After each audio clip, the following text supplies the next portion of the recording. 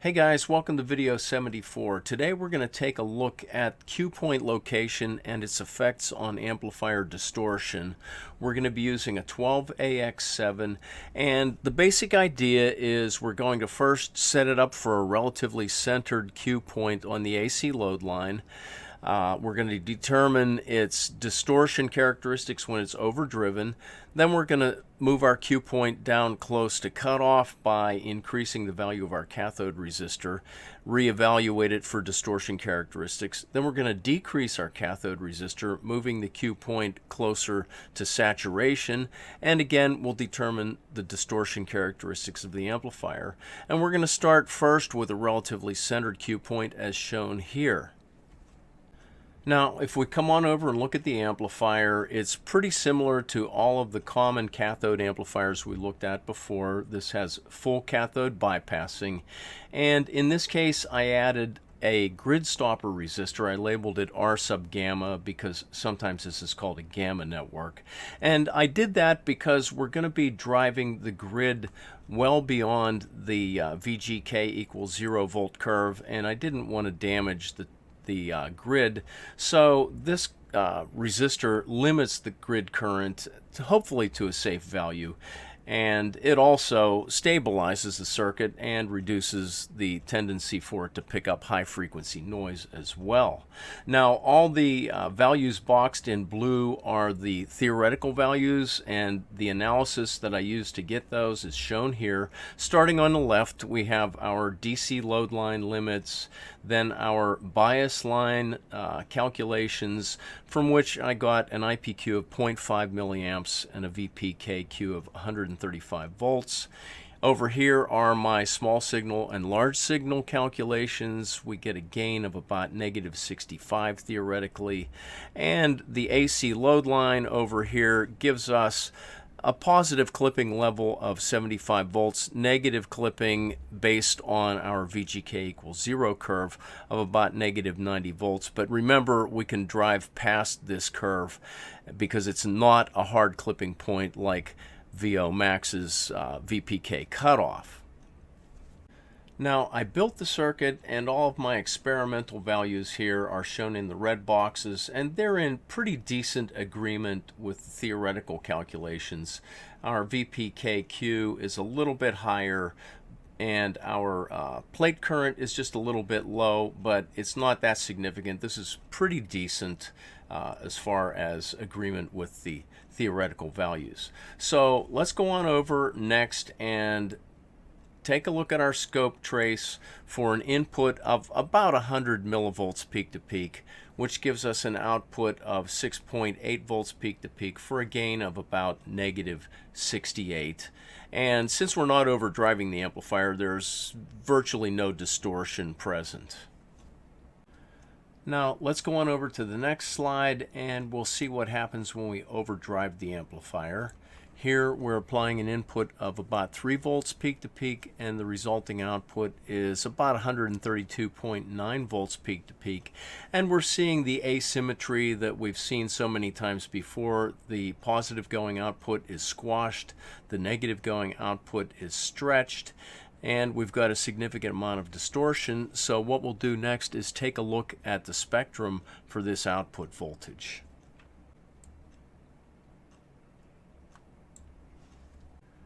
Now, it's a little bit hard to read here, but our horizontal scale ranges from 0 Hertz on the left to 20 kilohertz all the way on the right, and we're going at 1 kilohertz per division intervals here.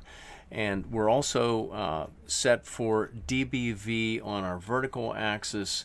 The equations to convert from volts RMS to dBV and back are shown here. Since we're reading dBV on the scope, we're going to calculate the corresponding voltage using this equation down here. VRMS equals the anti-log of dBV as displayed divided by 20.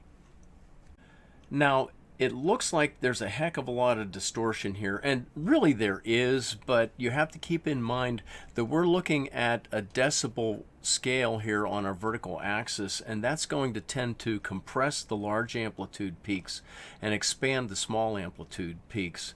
So it's a bit deceptive let's look at this first peak. It's 32 dBV, which corresponds to 100 volts RMS. This second peak is 20 dBV, and that corresponds to 10 volts RMS. So we've got a 90 volt difference here between these two peaks. And over here on this fourth peak, we're at minus 4 dBV. We're all the way down to 0.63 volts RMS.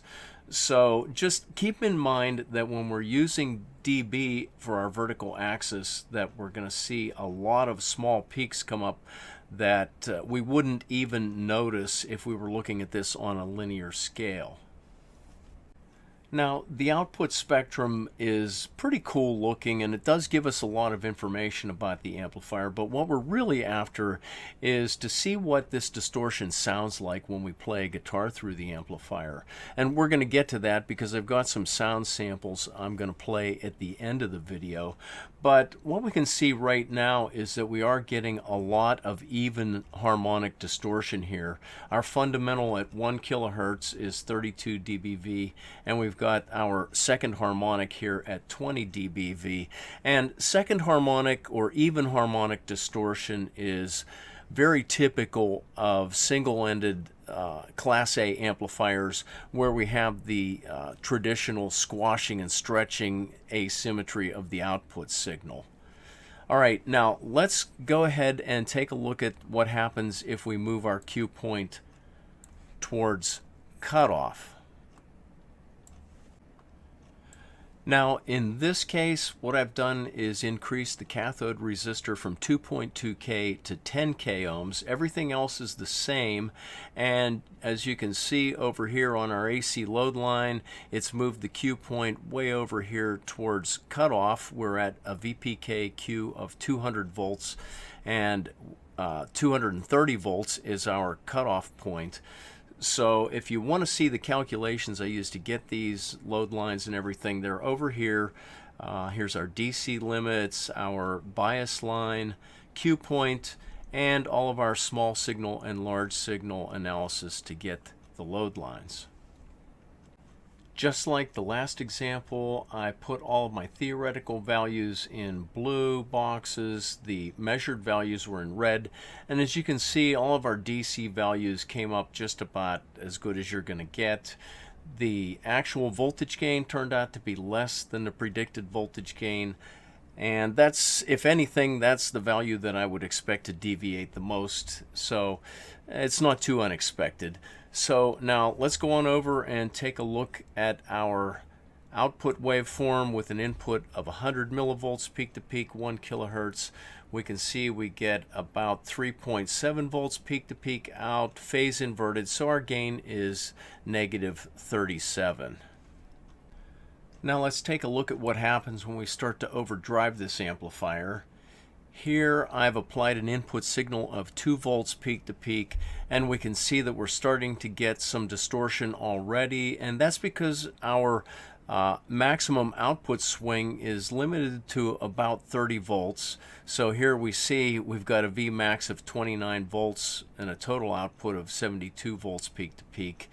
And let's go on over and take a look at the spectrum for this output. And like before, I've included the values for the first couple of peaks here. We see that our fundamental is 30 dBV or 32 volts RMS. Our second harmonic is 15 dBV, which is 5.6 volts RMS. And our third harmonic is minus 15 dBV. It's pretty small at 0.18 volts RMS. So the distortion is not too significant yet, but let's increase our input to 3 volts peak to peak and see what happens. Now we can see that we're getting pretty hard clipping on the positive output. We're limited to about 34 volts peak, which is pretty close to the theoretical limit we predicted of 30 volts. Our negative going output is not distorted or clipped at all, and that's to be expected. But let's take a look at the spectrum for this output. And here we go. Our fundamental at 1 kilohertz is 30 dBV, that's 32 volts RMS. Our second harmonic is 20 dBV or 10 volts RMS. And we can see the third harmonic is down here all the way down at minus 28 dBV, that's 0.04 volts RMS. Then our fourth harmonic pops back up all the way to 0.63 volts RMS. And this is mainly due to the type of asymmetry that we have on our output waveform. It's going to tend to emphasize even harmonics, 2 kilohertz, 4 kilohertz, 8 kilohertz, and so on, and be less significant with odd harmonics. We're going to talk more about this in later videos when we talk about transfer functions, but for right now, it's just an interesting thing to notice about this amplifier. This version of the amplifier that we're looking at right now that's biased close to cutoff would be most similar to the JCM 800 that we looked at back in video 69. Here's the schematic for it. And the second stage here, V1B, this is what's typically referred to as a cold clipper. This tube is biased very similar to what we have in our example. If we look at its load line, notice that it's very close to cutoff, and that's the situation that we have in our present circuit. All right, now let's go on over and see what happens if we move our Q point closer to saturation. In this case, I've reduced the cathode resistor to 560 ohms, and as you can see, it's moved our Q point over here further towards saturation. It's also changed our AC load line a little bit, but nothing too significant. But again, if you follow through all the calculations here on the left, we've got our DC load line limits, bias line, our Q point location, and then our small signal and large signal calculations. And we're going to have a maximum positive output swing of about 110 volts.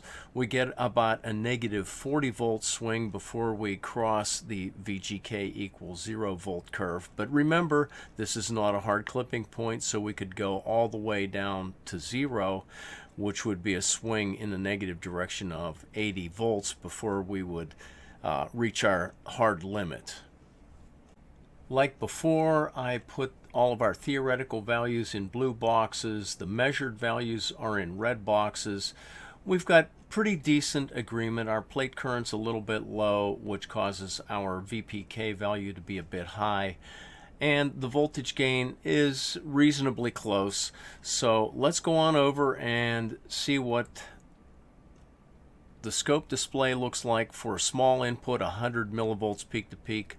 We get 6.7 volts peak to peak out inverted, so our gain is about negative 67.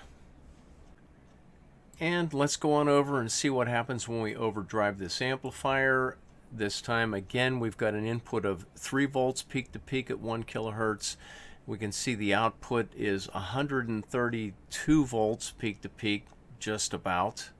And we do have, again, the typical asymmetry on the output waveform that we expect from this sort of amplifier. And here is the output spectrum. It doesn't really look that much different than the other ones we've seen. We've got a pretty large fundamental here at 50 volts RMS. Our second harmonic is down to 8 volts RMS. And if we come out to our fourth harmonic, we're already down to 0.8 volts RMS.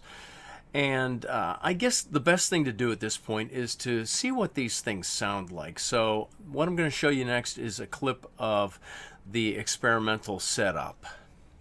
Okay guys, here's the experimental setup. Here's our power supply.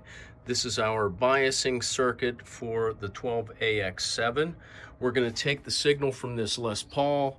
We're going to run it into this preamp, which makes sure that we're going to overdrive the 12AX7. So this has a gain of about 10. The signal from the 12AX7 is going over to this clean amplifier. So any distortion we hear is going to be coming from our 12AX7, and we're going to try it with the 3 different cue point locations using the 3 different cathode resistors. So let's go and give it a listen. Okay, here is a sample with the 2.2 k ohm cathode resistor for a relatively centered cue point.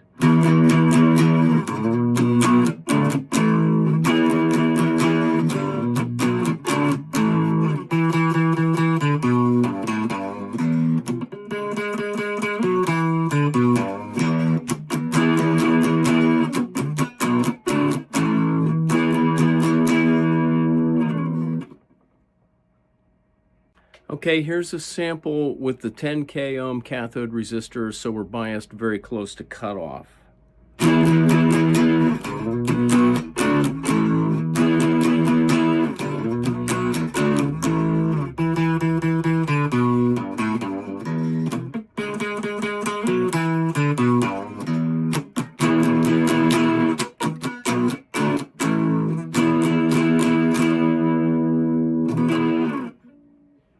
This is a sample with the 560 ohm cathode resistor, so we're biased close to saturation.